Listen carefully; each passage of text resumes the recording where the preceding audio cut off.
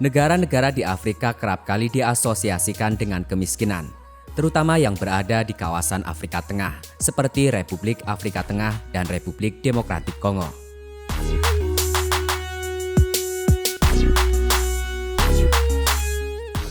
Namun sebelum kita lanjut pembahasannya, silahkan bagi yang belum, subscribe dulu channel Woki TV.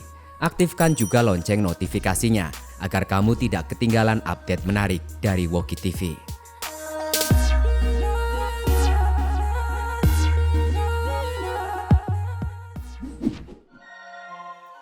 Persoalan korupsi dan perang sipil seakan menutup fakta bahwa mereka sebenarnya negara yang kaya akan sumber daya.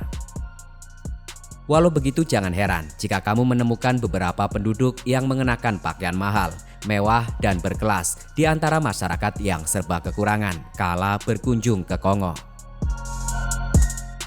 Mereka yang bergaya parlente mengenakan busana dengan warna yang mencolok dan potongan yang pas terlihat sangat kontras dengan masyarakat di sekitarnya.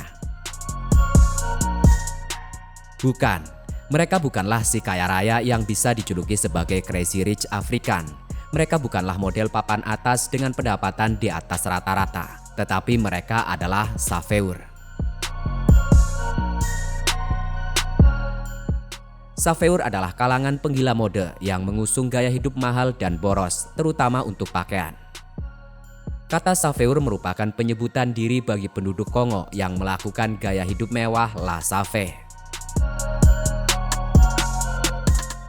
Terjadi secara turun-temurun, La Safe seakan telah menjadi salah satu subkultur masyarakat Kongo. Penganutnya beragam, mulai dari para pria dan wanita dewasa, remaja, hingga anak-anak.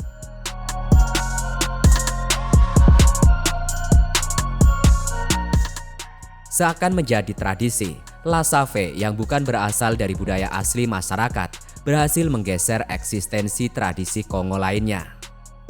Dilansir dari Al Jazeera, La Safe bahkan dianggap lebih dari sekedar subkultur.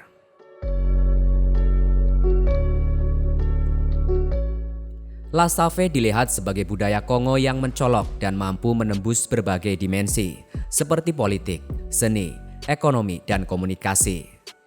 Karena politisi dan musisi menghormati fenomena ini, dan Safeur pun memiliki kelompok La Safe-nya tersendiri.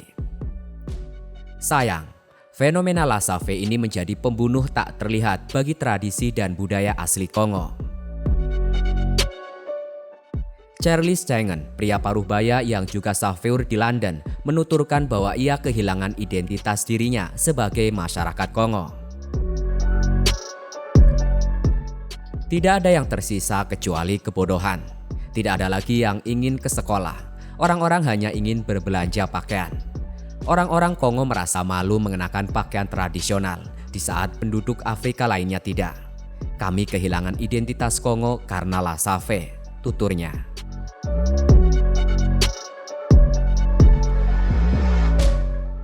Istilah La Safe mengacu pada masyarakat Kongo yang dengan bangga mengenakan pakaian stylish, elegan, dan berwarna-warni.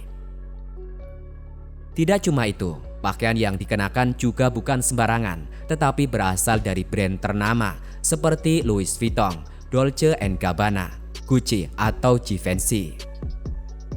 Deretan pakaian bermerek ternama tersebut digunakan tidak sembarangan, tetapi mengikuti tren fashion selayaknya model yang terpampang pada majalah mode Eropa.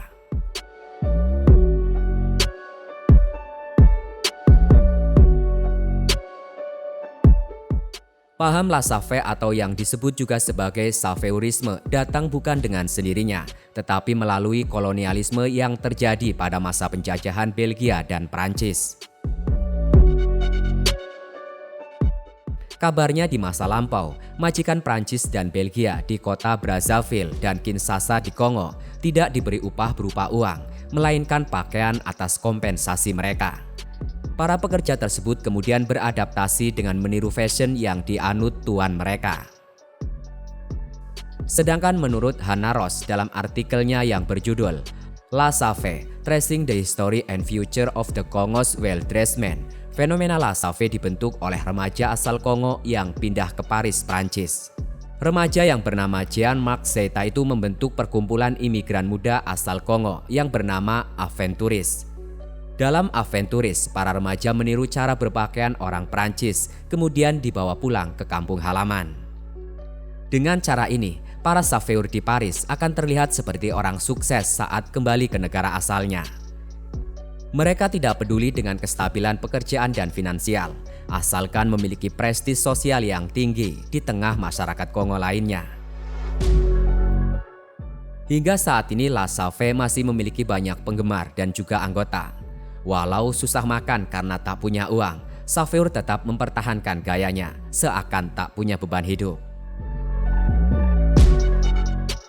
Baju-baju yang dimiliki Saveur adalah baju-baju asli yang diberi secara second dengan menggunakan uang yang berasal dari pinjaman bank. Bagi yang tidak memiliki dana, mereka bisa mengenakan pakaian dari jasa peminjaman baju. Apabila salah satu di antara mereka ketahuan menggunakan barang KW atau palsu, maka hal tersebut dianggap sebagai suatu penghinaan. Untuk itulah para Saveur dilarang menggunakan barang KW atau palsu. Keuntungan yang didapatkan menjadi penganut La Saveur bukanlah uang atau barang, melainkan perasaan puas, diakui, dielu-elukan layaknya selebritis, dan juga sebagai sarana memenuhi esteem need.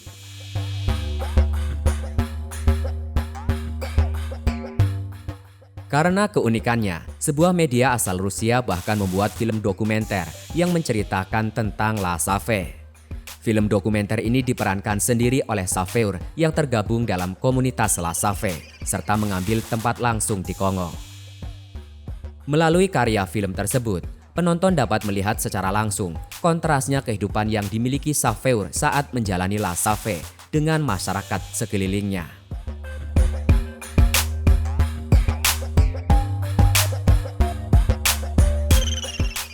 Bagi kamu yang ingin traveling ke Kongo dan melihat langsung La Saveur dan Saveurnya, kamu bisa berkunjung ke kota Brazzaville, ibu kota Kongo, dan Kinshasa, Republik Demokratik Kongo. Kamu akan mudah menemukan Saveur pada akhir pekan, acara-acara lokal, dan juga pemakaman. Karena pada hari-hari biasa, Saveur akan melakukan pekerjaannya seperti biasa, selayaknya masyarakat Kongo pada umumnya. Bagaimana? Tertarik melihat La Saveur langsung di Kongo?